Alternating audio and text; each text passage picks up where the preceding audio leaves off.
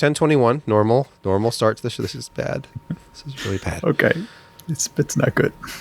Okay. I wish the furnace wasn't running, but you know, I can't have everything.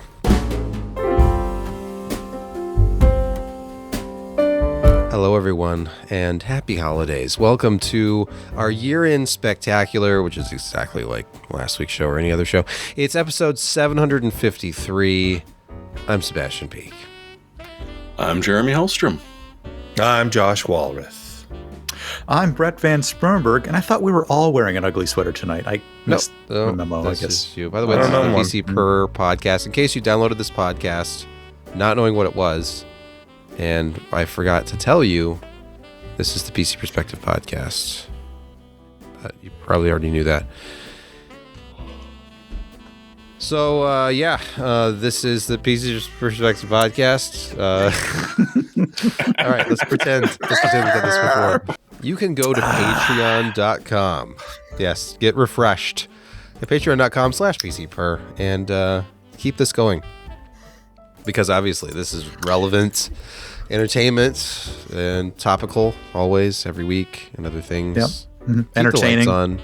Keep the lights on. Change your Patreon name just to do it. Just so we get a notification about it.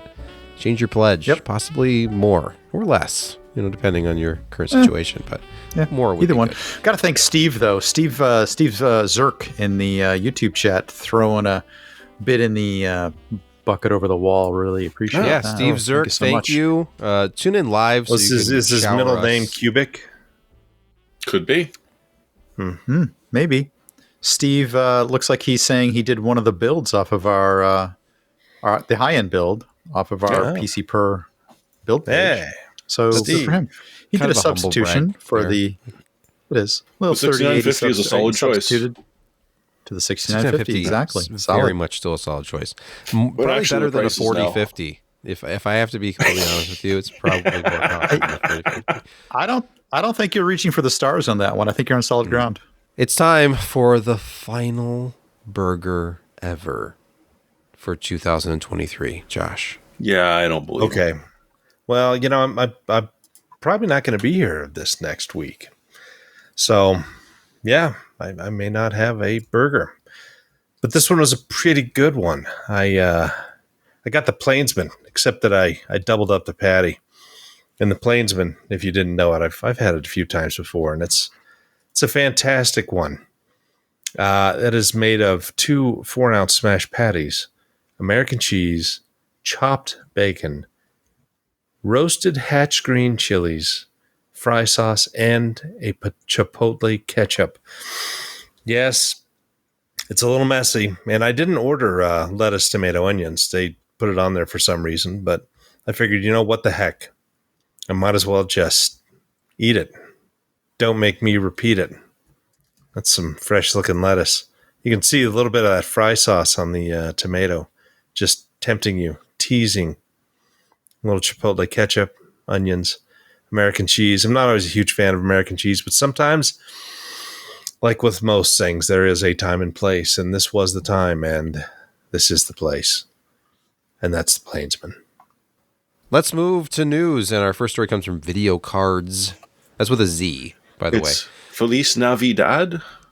Yeah, just in time for the holidays, AMD has lowered the price. Well, at least their partners have. I don't know exactly if it was mandated by AMD, but the 7700 XT, the most exciting graphics card to ever launch in 2023, had $449.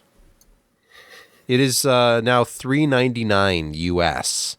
The price I thought it was going to launch at, and then it launched at $449, and for some reason it has taken all of this time. What, 4 months? Down. There should have been an immediate price correction. Yeah. According to me. Because for just $50 more, you get a significantly better card with the 7800 XT.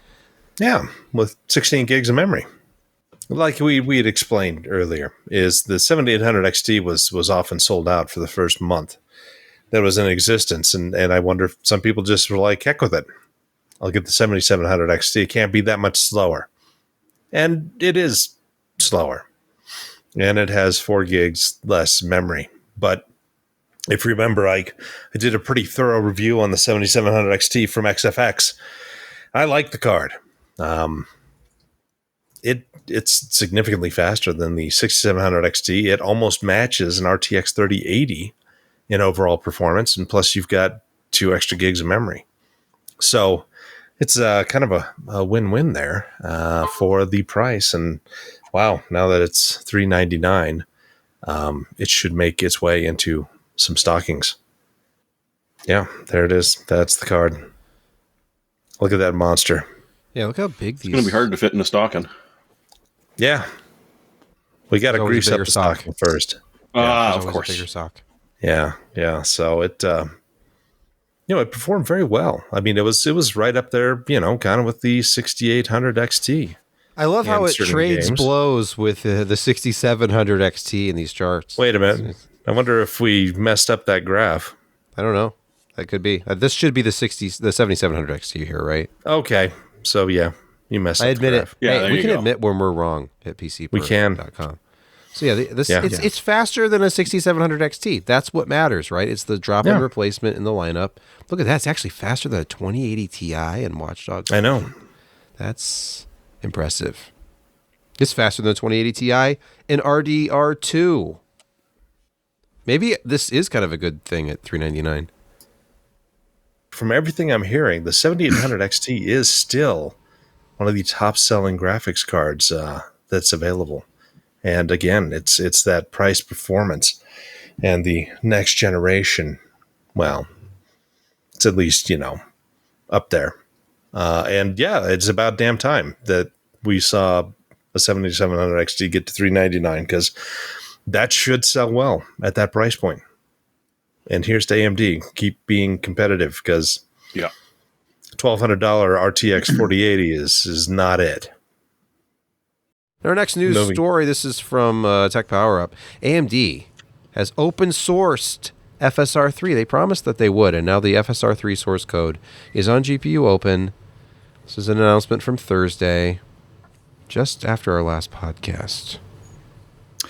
Yeah, and they're promising future game support for games near you, such as Cyberpunk and Starfield, or any number of other games that they've got going on. So the war of frame generation is heating up out there. And this is AMD's latest salvo in FSR 3. So what did they do immediately after they open sourced this? Enterprising individuals immediately started porting this to games that were available, Cyberpunk among them. So they were getting some really, really good results out of Cyberpunk 2077 and seeing vastly increased frame speed, frame generation, frame times, and all that out of this. So what do they do next after hacking the open source? I don't want to say hacking. It's not really hacking. So they grabbed the open source and built an extension DLL out of it. Made use of it. So what did they do? Immediately, what did they do next? They took it to RTX cards and brought FSR 3 to Cyberpunk 2077 on RTX 30 series cards at least. And darned if it didn't beat the crap out of DLSS 2 so far with actually good results. So the point here is that does it sound too AMD shilly if I said AMD's on your side? No, I'm not going to go that far. But it's just interesting what happens when you open source stuff and the community does interesting things with it. And FSR 3 looks fairly promising as a frame generation and performance improvement. Can I take the counterpoint here? Can I argue a little bit?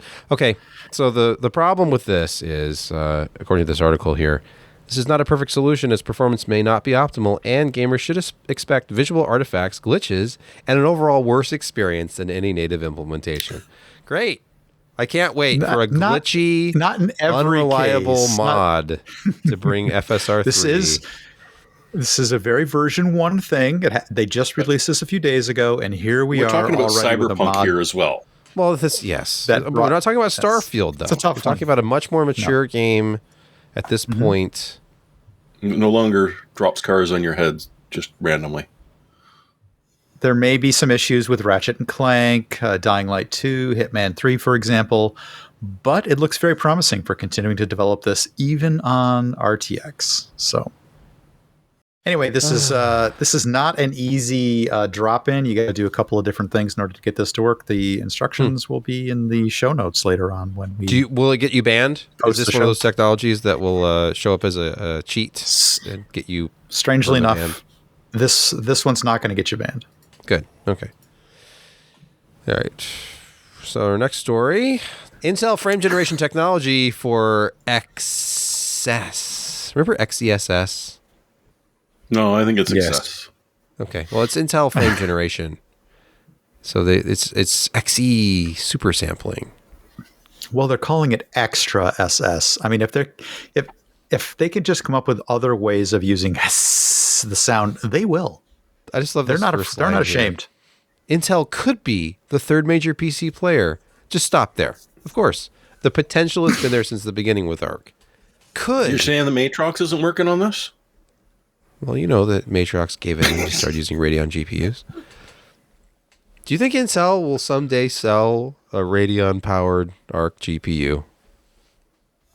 Wouldn't that be great? Remember they had Radeon graphics in an Intel CPU once. They did. They did. True. Was that in a Nook? No. I'm sorry. Well, it was a mobile what? Was it in a what? Do you mean a NUC? Yep. Sorry. They didn't support Call those back. for very long. So That could be this is misremembering. sort of Intel kicking down the door of we do frame generation too. Yeah. That's like kind of how I read that, with sort of a plaintive cry.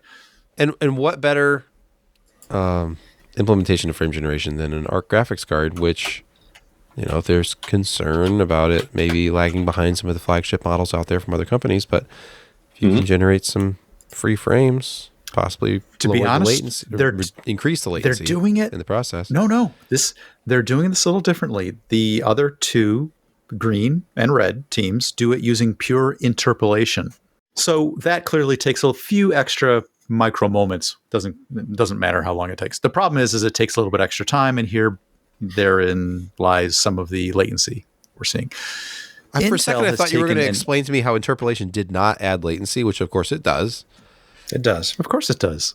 It does. But Intel's taken a slightly different approach. They're using what's called extrapolation, not extra. What they're doing is using some AI techniques to do prediction of where parts of the scene are going to. They don't actually need to see the next frame. So they're generating that based upon some AI algorithms and some what are called warping algorithms to figure out where some of those pixels are going and to just simply generate those, reducing the latency problem in frame generation. You know, so they do have a slightly different take on this. Google Stadia was ahead of its time because it had that pioneering all right. technology for reverse latency. But if they had been able to leverage generative AI to predict future pixels, they could have They were created too an soon. experience that actually the game would be playing itself before you even picked up the controller. You're like, wow, I win again. You just kick back on your couch. It's just like watching somebody play through a game on YouTube. But All fun you and get games all till the it starts to trophies. hallucinate. Then you wake up and it Junior. was all just a fever dream. Too soon. Via Anand's tech, Intel reiterates, we are not going to spin off our Foundry services, okay? We're not GlowFlow. AMD, We're not sorry, we're gonna not do it. AMD. You know, I guess I could chat about this for a few minutes, but Intel's kind of business model really relies on having their own foundries, and for many, many years, this was a net positive for the company. Is they had some of the best engineers out there. They had some of the best technology. They always led AMD and other foundry partners by a node at pretty much any one time, and it was always catching up with Intel. And then Intel hit 14 nanometer, and it was 14 plus. And in fact, density actually went backwards at one point in that 14 plus node, I think. Performance was nice. I mean, but they tried to go to 10 nanometer and it just didn't work. And then TSMC went to 7. And even though 10 Intel is very close in overall dimensions and transistor switching performance to 7, TSMC got theirs working right off the bat. And Intel did not, even though, density and performance are right there. They couldn't manufacture it worth a damn. I mean, yields were horrific, and it never really made them much money. And finally, they're doing okay with it and moving along. But we've also seen what happens when you try to spin off a foundry, and that would be Global Foundries. And they're now kind of, I mean, they still produce a lot of wafers, but it's all kind of legacy stuff. I think their most advanced process is still 12 nanometer. And they're selling wafers, but it's not cutting edge, and it's not competitive with what TSMC or even, Intel has right now. And we could see that even if, Intel were to spin it off and still rely on them as their primary partner, when you are your own company, you got to pay your people with what you've got, and you can't take losses on wafer starts, and you can't overspend on R&D because your product is the process. And so it would eventually just start kind of going downhill because, they're trying to get customers come in for third-party stuff, but it's still a very limited group of people. They don't have as mature tools, especially in the software side, as TSMC and Samsung do for getting these products up to speed. Used to be really, really, really tough to kind of lay out a chip and do libraries and whatnot with Intel. And that's why it took their engineers, but they're able to do it at a very, very low level. And so, their products work very fast, but time to market is important, and software has improved, especially when it comes to, chip layout and RTL and all of that fun stuff. So Intel really can't let go of their manufacturing because if they do, they will be at the mercy of that group as they try to make budgets. And either they raise wafer prices or they slow down research and development and buying new machines. So it's in their best interest at this time to keep all of that close and to really push it real good. You think they're going to find customers who want their cutting edge process technology? Yeah. I mean, it's all about price. And if they can offer a competitive wafer price to fill up that extra capacity that they have across all of their fabs, then yes, they're going to do it because you want to keep those at full capacity, even if you're kind of selling some wafers at either break even or a small loss. It just, you don't ever want to shut those lines down, ever. Not even for Christmas. And by the way, there's a little present hiding under the tree. Well, the 386 tree. And by tree, I mean, if you look into a 386 processor, every Intel 386 processor ever made, according to Tom's Hardware's Mark Tyson here, you can see the PG initials in there under the microscope. That's Pat Gelsinger. Of course, instrumental in the 8386 processor. Introduced in 1985. It was really a revelation for Intel. It was the first time they didn't have a second source, and they just said no. And AMD had to reverse engineer the processor. Then there was litigation. That never led to any soap operas, did it? Not at all. And by 1990, 1991, and AMD could finally sell the AM386, which they did. And by then, they were on the kind of process tech where they could pump that thing up to 40 megahertz. With the right crystal on your board. I have at least one 40 megahertz AM386 here. But the one that's installed in a computer down at my feet here only runs at 33 because the clock chip does not support. Did you have the socketed crystal or the socketed chip? It's not socketed, but it's all surface mount stuff. I should just swap it out. I can buy one of those chips for like $5. I would think so. I don't know where we were going with this, but yes, PG. PG. It's on the 386 chip. You know, you need to own your own fab if you want to put your initials on the chip. That's really, I think. Do you? Can't you just order it that way? Maybe. I don't think so. No. All right, something new that I'm sure we're going to see more about at CES. ASUS, they had a press release the other day, yesterday in fact, for the ProArc cases. Now, I've been outspoken about my admiration, I guess is the word, for the ProArc brand. Not just because they make really nice monitors for creators and stuff, and I've seen those in person and they're phenomenal looking monitors. But the design aesthetic. Yeah, they have components now. They have motherboards and coolers and GPUs, and they're all very kind of minimalist. Not an RGB in sight, by the way.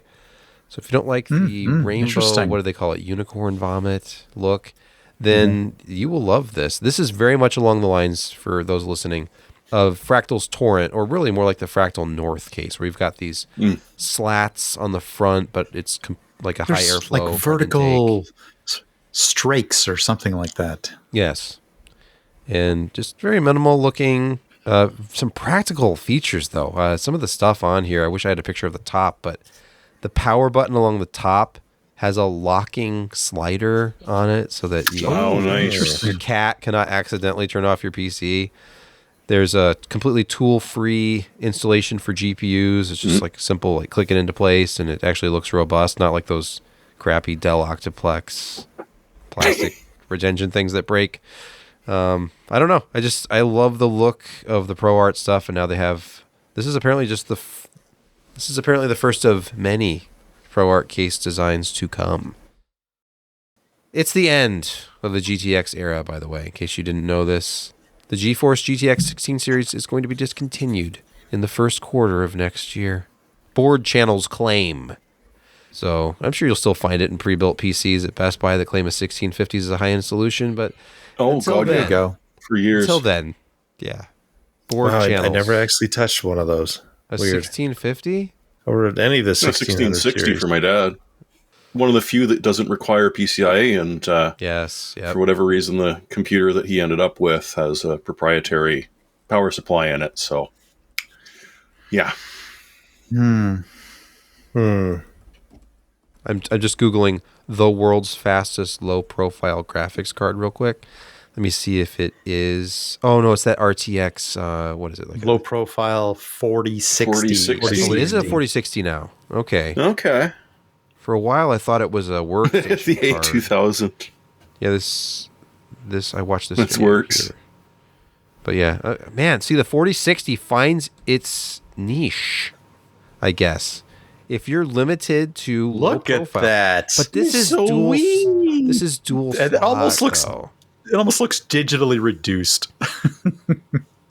Look how thick this. Oh, there's just two cards sitting on top of each other. Okay, that makes more sense. Yeah, but yeah, the era we're living in the era of even low profile cards needing more than a single slot cooler.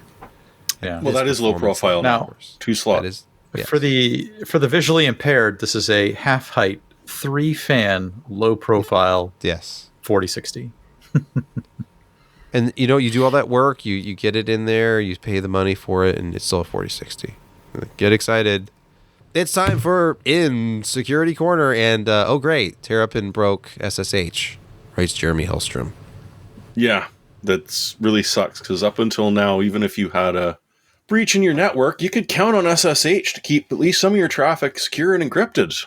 And apparently, just like everything else, they've ruined it for us. We're just not allowed to have nice things. The only good news is that you already have to be man in the middle so that someone is intercepting coming and going traffic. But as I said, SSH used to be fine. It was still encrypted. It still was no way to really get data out of it usefully. So with the Terrapin attack, they've found 2 specific algorithms that probably 70% of SSH clients use out there. Cha-Cha 20 Poly 1305, or if you prefer, CBC-ETM, which is a little bit shorter. Regardless, with those 2 algorithms, they can then screw around with the incremental counter, which was used to ensure that SSH was secure because what was sent was marked, and if it didn't match, then it would dump the session and you'd have to start over again, or it would do a variety of other things for those, that are familiar with SSH. By doing that, by inserting these little ignore commands to be able to run up the counter or delay the counter so that you can get it to ignore some of the stuff that's been sent, two of the things that they've been able to figure out it can let you do so far, and this is brand new, so there's probably a lot worse that we just haven't figured out about. But the two major ones was there's extensions for SSH that prevent keystroke timing attacks. It is literally possible to figure out words based on how the tiny pauses between the letters being entered. Right? There are algorithms that are pretty good at figuring out, where you're typing just based on how long it takes you to get to the next key. So with that, they don't even have to worry about breaking the encryption. They can just capture the keystrokes, feed it in, and get it.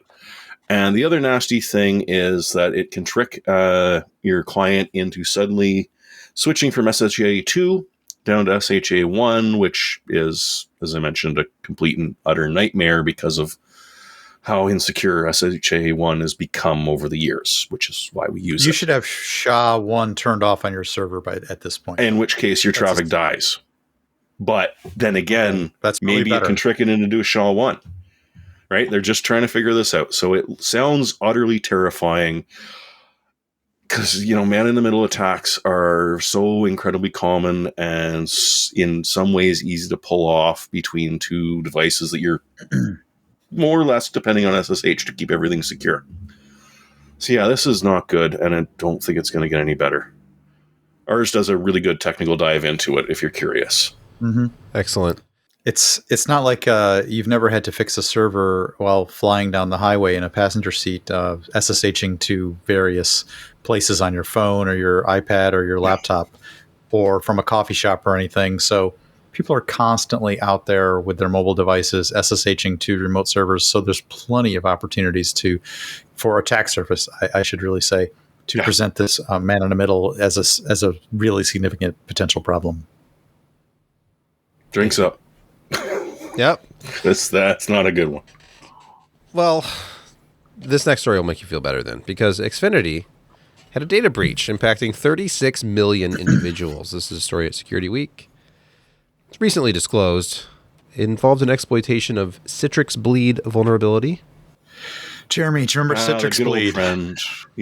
I know. How could you forget Citrix Bleed? Hey, I think Citrix Bleed server stuff is dead. Yeah, this is one of those your security appliance is broken, situations. Which it's almost I love to hate, I hate to love. One of those two are definitely true. And I only about 34 or 33 million customers actually were affected by this. The fact that they came out with a number of 36 million is to mean that all our employees also got snagged in this. What they've stolen is of probably no consequence to anyone. It's your name, your address, your last four, your social security numbers, your hashed password, as well as your challenge response to your Q&A for live studio audiences when you're on the phone and saying, hey, what's the name of your, original name of your mom or, whatever, stuff like that. I'm sure it's of no consequence to anybody that, that was stolen. I know mine did. I was a customer of Xfinity at the time. So, because they're just sort of announcing it now and pushing the patches out, but it's been like since August that this has been being leveraged. Yeah, unfortunately, you're right. And that prior to the patch coming out, which was recent, and that's why this is a story, it looked like this has been exploited since the August-September timeframe. So bad actors have had their way with the Xfinity data for several months before Xfinity claims, and probably rightfully so, they patched as soon as it was available. Oh, sure. But it was too late. Yeah. Mm-hmm. Next, from Bleeping Computer, Mozilla has patched Firefox Thunderbird against zero-day exploits in attacks. So yeah, just keep them updated. When they say an update is available or it wants to auto-update, just let it. I mean, I don't like the Firefox background service running all the time any more than you do, but it is a good idea to keep up to date. Well, something's got to fight Edge. This 0-day vulnerability is brought to you by a consumed environment called WebP. Now, I know there's a lot of people out there really relying on WebP images when they're perusing their mail or using Mozilla. It really doesn't matter. They don't care. They have brought in the libwebp library to read those images, whether you like it or not.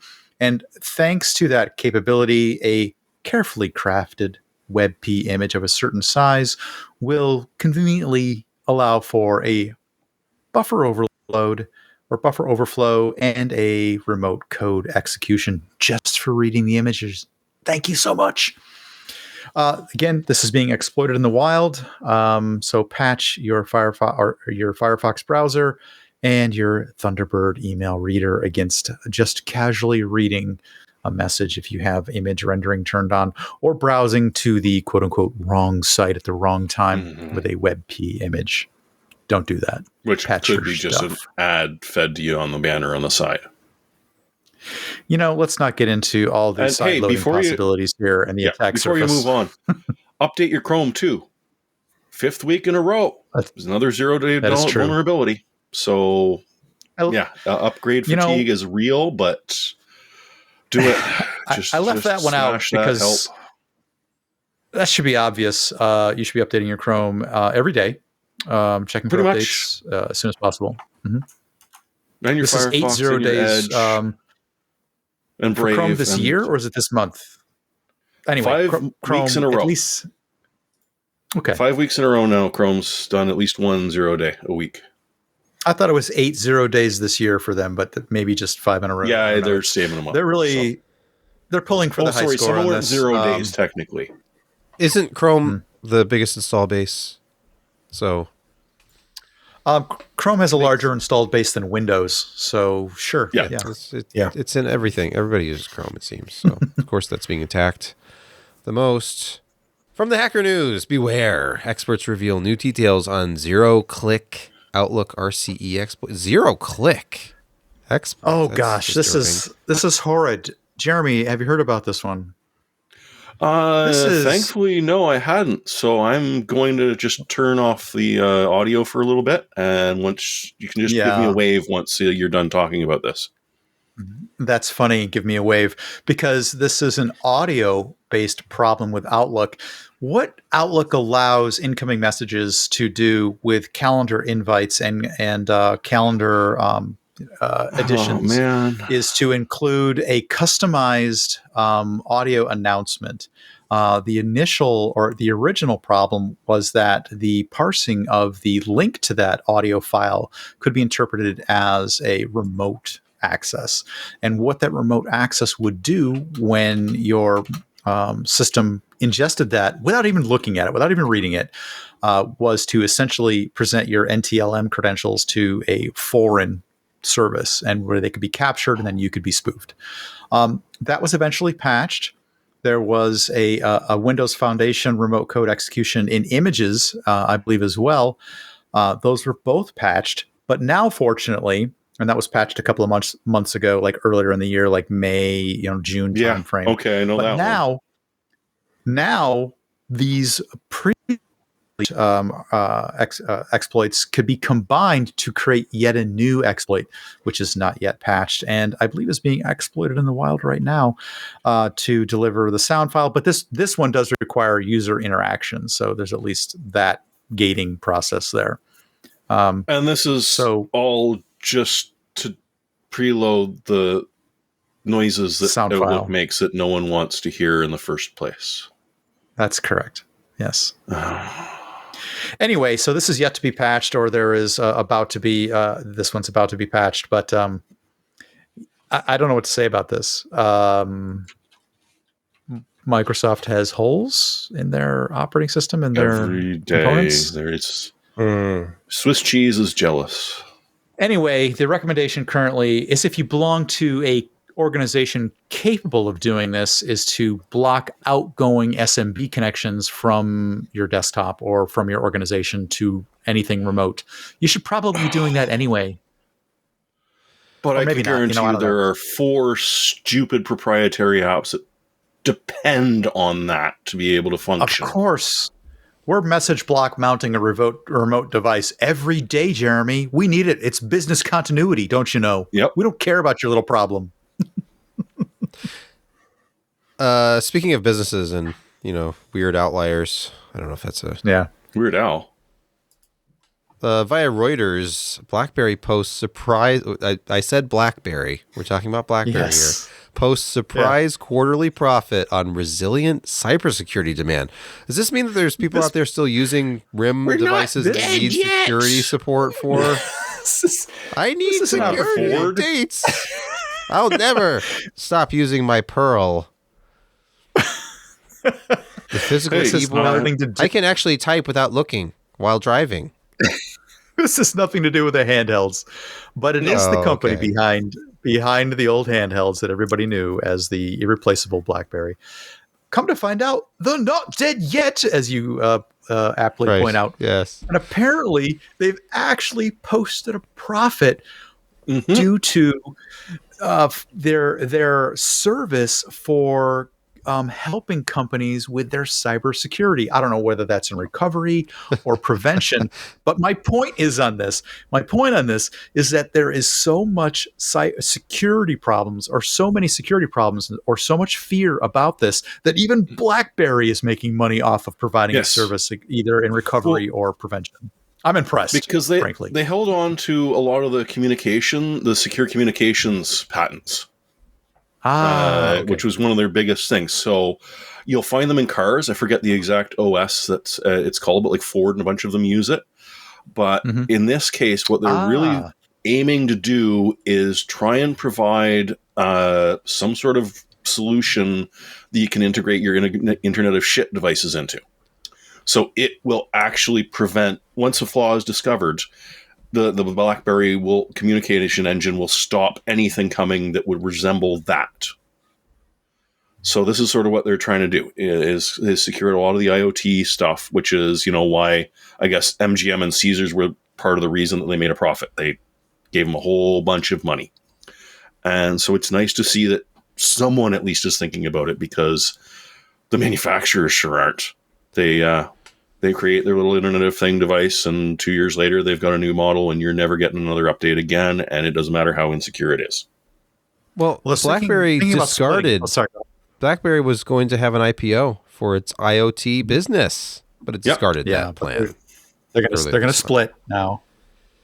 By the way, Jeremy, it's Internet of Things. I think you mispronounced the word things. I'm pretty sure I didn't. Okay.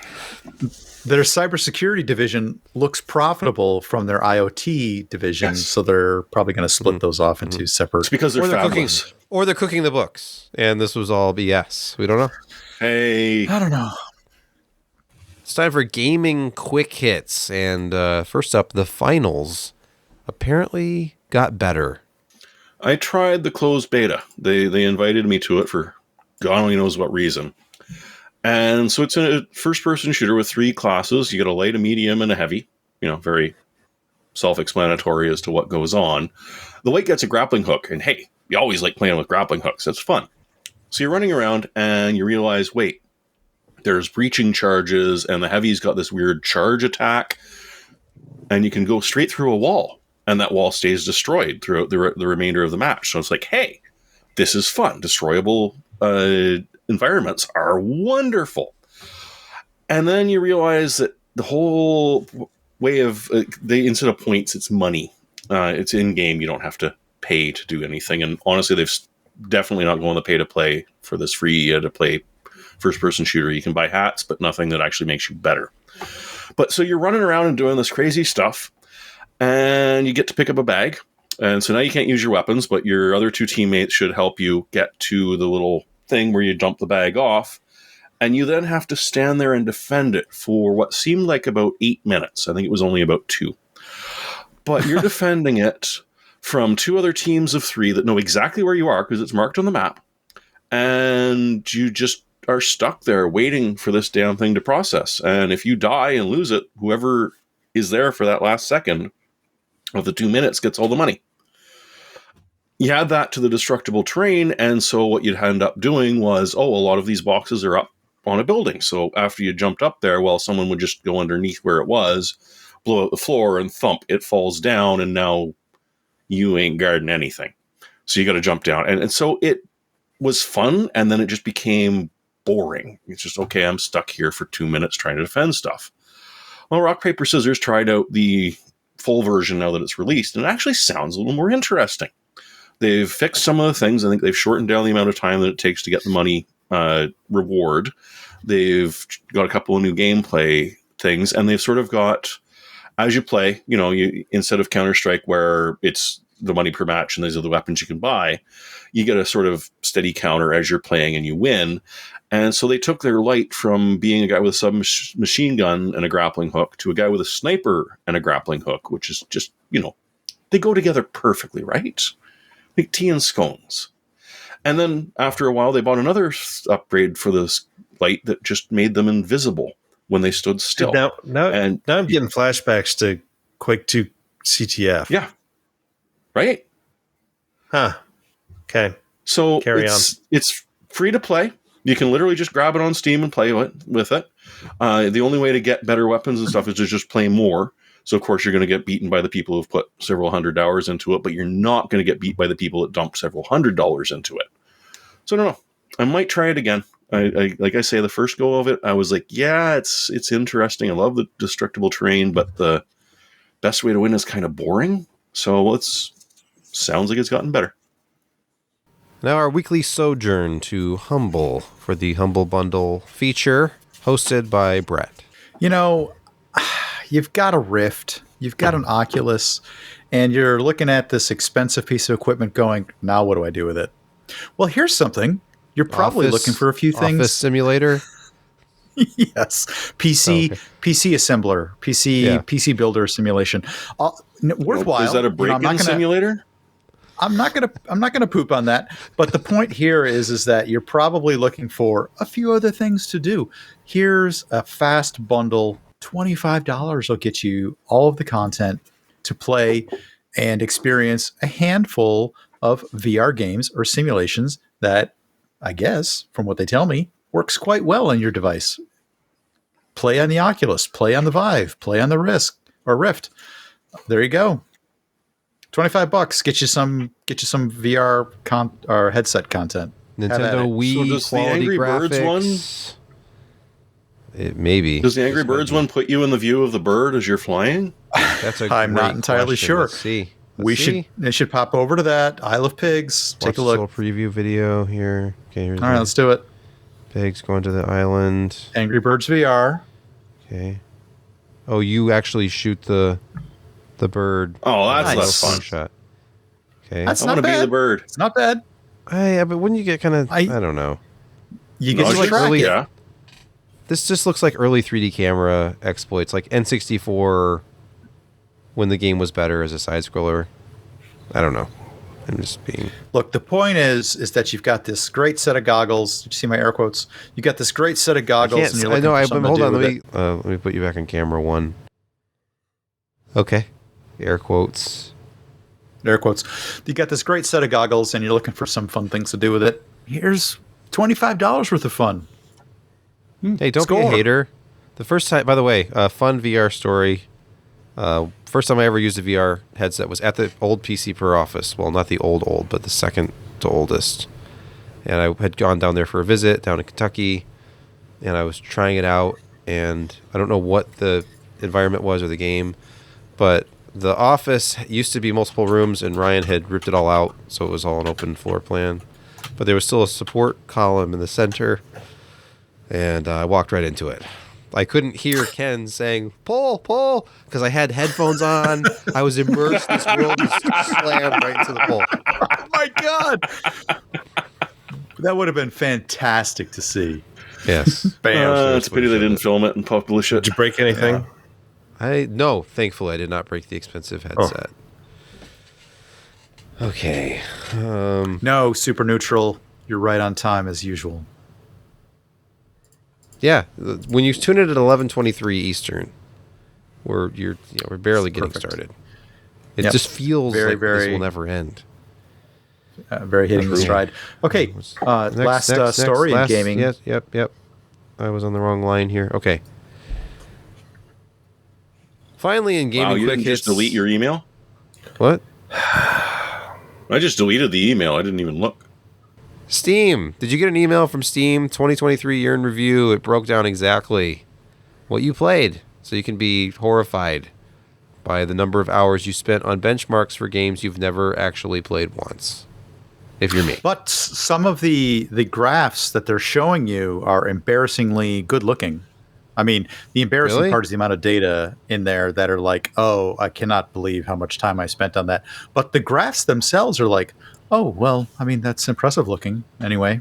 Oh, like breakdown these is- infographic type things, very attractive. Yes, looking. Yeah. very, very attractive looking infographics. They put some time into it in showing you just how Or much it's time AI you wasted. generated, and they put no time into it. So- But- By making the data harvesting attractive, you're no longer as upset.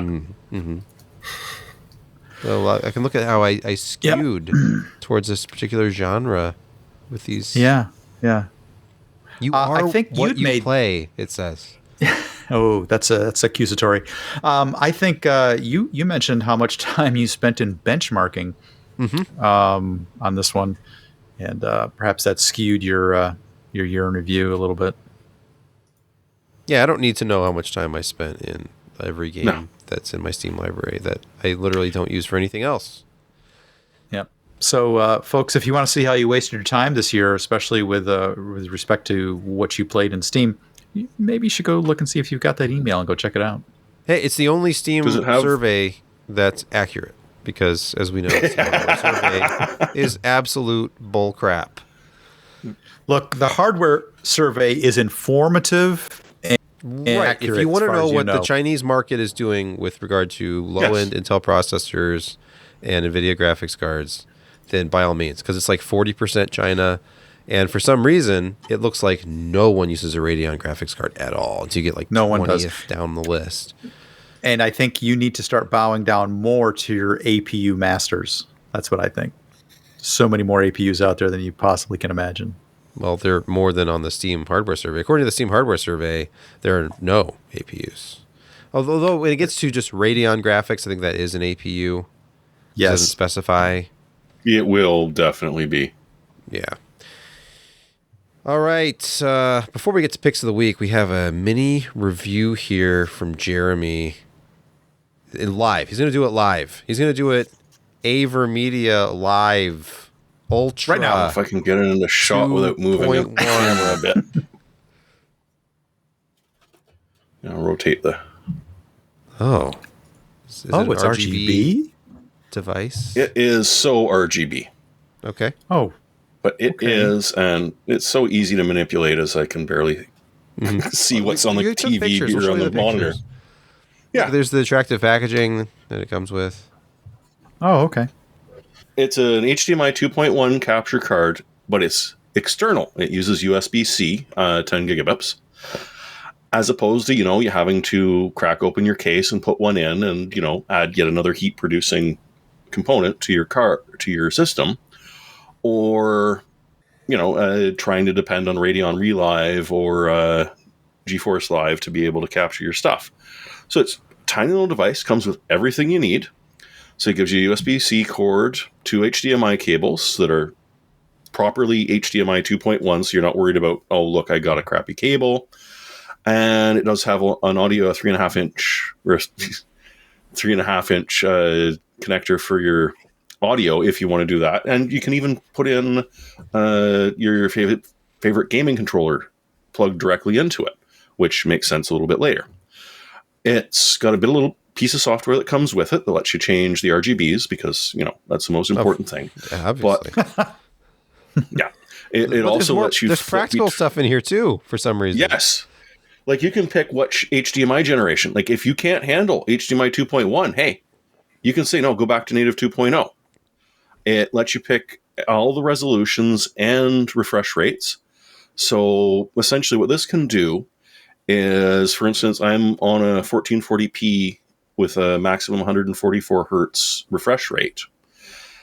It can only actually capture 60 hertz, but it doesn't interrupt the monitor at all. So I am still experiencing full performance here as it's capturing. via OBS, because the thing is with this is it's a capture card. It's the hardware to solve everything. You need software to be able to capture or stream. And that's on you. That's your choice. It's OBS. AVerMedia. Yeah, OBS. Yeah, it's OBS that AVerMedia recommends. Because, I mean, it's a smart choice. There's so many people out there use it that, you know, if you run into an issue, someone's already run into it, you can be supported. It works on Windows or Mac, and one nice thing about being an external card is that it doesn't care what the source is. So if you want to capture your PlayStation or your Xbox, well, you just feed the Xbox into the Ultra Gamer and then out to the TV, but the USB-C is going to whatever computer you're going to use to capture all the data. So away you go. It makes sense to have it external. Honestly, like Brett, when you first saw this, you figured it would be an internal card, which makes sense. I mean, you're using an internal card, Sebastian. You're the Black Magic? No. I have an AVerMedia Live Gamer 4K in this. Oh, okay. I mean, obviously, EVGA thought that external was good. Yeah. Yep. I have here's Sebastian an EVGA card right here. You had a few issues with that off and on, didn't you? What?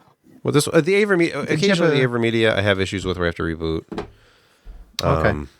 But but the EVGA one's Jeremy, fine. It's I'm going to get to the pass through. Okay, nothing. Okay, cool. I have noticed absolutely nothing. It's just a straight pass through. That there should not incur latency if you're just passing through the signal. Now, and there is I got to mention that in the capture. The insane. Yes. Yeah. Oh, the capture. Yes, the capture is very nice, but that's more on OBS than it is on AVerMedia. But I'd also like to point out that I used this with the monoprice, gigantic flat screen. Had no problems whatsoever. And so that's going from 3440 by 1440 to, I think it was capture. Well, sorry, they sent me a firmware update. Super easy to do.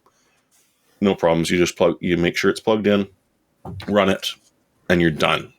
Power off, power back on. So it was capturing that without a problem. Yep. Unless they brick the device, in which case, well, I mean, ideal. That's the fun of flashing. Yeah. I ended up forgetting that I was recording something and played for over an hour. The card. And you shared that with the world. Wait, how many seconds long are these clips? These are not very long clips. Oh no, these are these are quick. Oh, but no, I just I'd forgotten that I hit go on it, and for an hour and 10-15 minutes or so, it recorded everything flawlessly. It had no issues whatsoever. It didn't overheat, didn't get upset. I mean, hey, it's what you need if you want to be a streamer or if you like recording stuff locally. Yeah. It does come with a $300 price tag. Oh. $299.99. That's up there. But for capture cards, it's a little up there, but it's not out of the ballpark. Right? You can spend a lot more than that on something with this capability and possibly even get a less good product. I mean, I have to admit, it's the only one I've ever used. I'm not overly interested in streaming my gameplay or recording it to embarrass myself with later. But for someone who's got zero interest and zero experience in doing it, dead simple. You know, USB goes in, HDMIs go in, install the software, install OBS, figure out where the record button is, maybe change your audio levels a little bit on it because it happily captured the same mic I'm using here, which is just USB'd into my desktop without anything else. Did not need to add the extra audio input. You can if you want, if you've got a preferred device, away you go and do it. Or if you're playing something that doesn't have one built in. But yeah, if you're looking to become a streamer and you want good quality, you want the audio to actually sound proper, you want to be able to capture stuff at a reasonable resolution without, you know, having to mess with your own monitor and drag it down to 60 hertz and so on and so forth, this thing does the job. I'm impressed. That's the key here, because AVerMedia makes other products. Other companies, of course, make products, but the one that I use, the Live Gamer 4K, it's HDMI 2.0. It'll do 1440, 144 pass-through, but it will not do anything higher, any resolution higher than that. After that, you're down to 60. Yeah. Again, which is frustrating because now you're messing with your monitor for the card. So if you're a high refresh monitor user, then you're going to have to pay more. HDMI 2.1 capture cards have a premium attached to them. So you go from 200 with the Live Gamer 4K to 300 because it's Ultra. It's 2.1 HDMI. Jeremy, is that the price on this device? What is the number on that? $299. Do you know? That's straight from AVerMedia. You might be able to find it on sale for less. That's that. Let's move on to picks of the week, Josh. The final pick of 2023. Final. This is your pick of the year. Pick of the year. Josh, forget whatever you're going to say. Pick of the year. Oh. What was the best product 2023? Putting you on the spot. This is not 5800X 3D. Okay, that's pretty easy. Wait, that came out in 2022. I guess it was still the best product of the year. Yeah. Sadly. 7800X 3D is pretty good, but yeah. 7800X 3D. All right, pick of the year is over. That's the pick of the year for everyone. Josh, please get us started. All right. You know what? Years ago, I bought my first 34-inch ultra wide. Probably, 6, 7 now. It's been a long time. And I've loved it. It's from Alienware. It's an IPS monitor that could be overclocked to 120 hertz. It worked great for everything. I mean, movies, because, stuff at 24 frames and 30 frames and 60. It all worked great on this 120 hertz monitor. It's getting long in the tooth.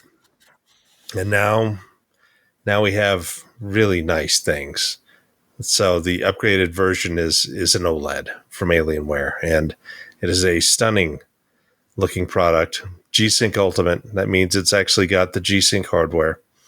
HDR 400. It's still only 3440 by 1440, but fancy looking.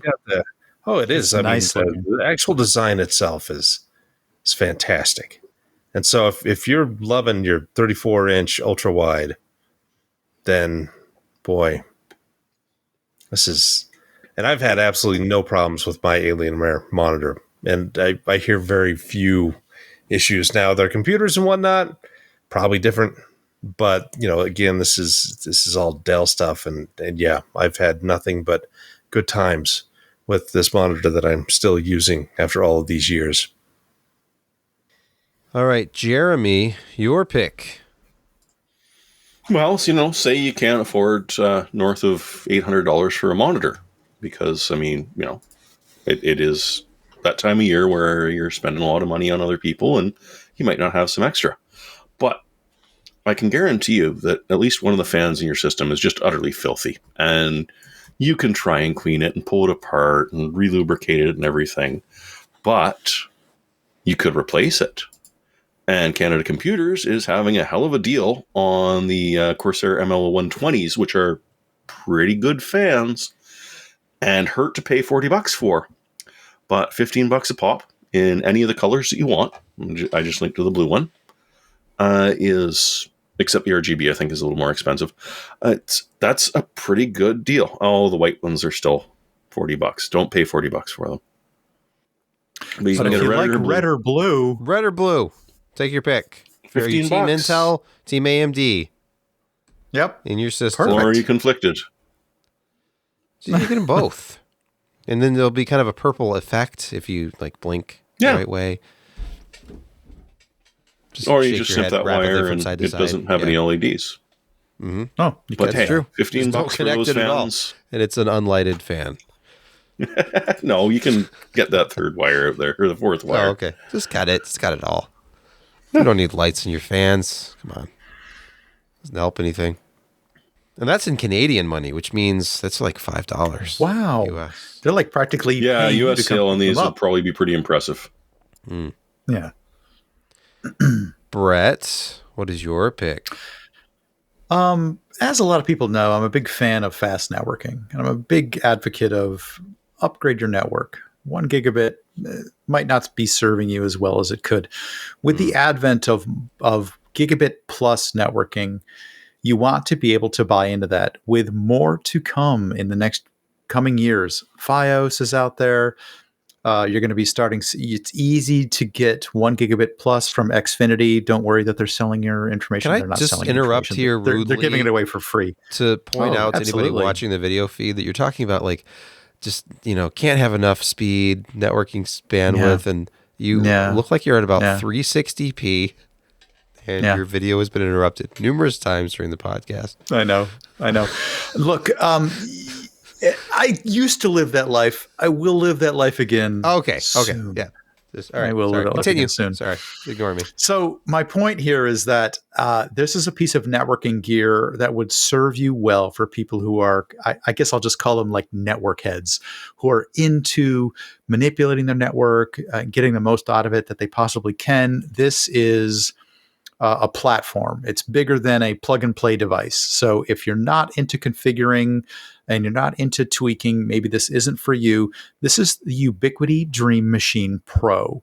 This has several 10 gigabit networking ports for incoming and connecting to downstream ports or downstream devices at 10 gigabits. It also, this particular unit is equipped with an 8-port 1 gigabit series of networking connections for things that might only operate at 1 gigabit. It also can act as a file server or a caching device. So it has either NFS or either SMB or file serving characteristics. You may or may not want to use it for that, but it's a great programmable, intelligent VPN endpoint, networking switch, and really good programmable firewall device that you can do a lot with. It's even got a touch screen built in, but it's $100 off. It's usually closer to $400. It's under $300 right now. So it's $279 for the Ubiquiti Dream Machine Pro. Not a bad pick, in my opinion. Other people may take umbrage with it because they may not be Ubiquiti fans, but mostly they make a good device most of the time. $279. I mean, no, it hasn't been that long since something with multiple 10 gigabit ports would have been a lot more expensive than that. Yeah. Wait, how many? This is 10 gig ports? I thought it was just one, and then the 8 were one. It's two. Oh, there's a LAN port and a WAN port. It's basically for your incoming WAN, for multi-gigabit incoming LAN. Up to wherever probably you're going to be in the next number of years. I know that. But Comcast, why isn't it Xfinity, 2.5 for the other ports then? Yeah, Brett. It can overclock it. Overclock it. No, flash it. No, with that's not how it works. I'm doing my best Mark Hamill impression. They have the next device up. The next device up the food chain for like a couple $100 more. All right. Well, I think that'll do it for 2023. It's been a year of. It's been a year. Yeah, it has. We've done it. We've survived, and we've brought you a lot of enjoyable content, possibly. Congratulations to all those still breathing. Yeah, and still watching us. We have 223 people watching right now. That's nuts. Who could have imagined? Is there nothing else going on? No, I mean, last week we talked about this. You're bored. You're watching Home Shopping Network or QVC, and you're like, "What else is on?" Perhaps you've shakenly, mistakenly clicked a link. You've got the jitters, and you didn't know what you were clicking on, and here you are. Or you're signed up for notifications on our YouTube channel. Subscribe to PCPer on YouTube. Hit that bell, and you'll get notified when we go live. For smash anything. that. If I knew there was an install base, if that's the right word, if I knew there was a group of people who had the notifications turned on, I would be motivated to stream more. And I think that goes for all of us. I think anybody who wants to stream on the PC Perspective YouTube channel would like an audience. It gets depressing. True. It's lonely to be down here alone. Maybe this next year. Maybe if I get a new video card that can do AV1. Maybe. Another year has come and gone, and seemingly without end. But truly, all good things must come to an end, and I'm not saying this is particularly good. However, it is here, and you're with us. We appreciate that. And to everyone who listens and watches and contributes and adds their thoughts and feelings to our chats and join us for this time on Earth. We appreciate you, and we wish you a Merry Christmas and a Happy New Year, and we'll see you next year.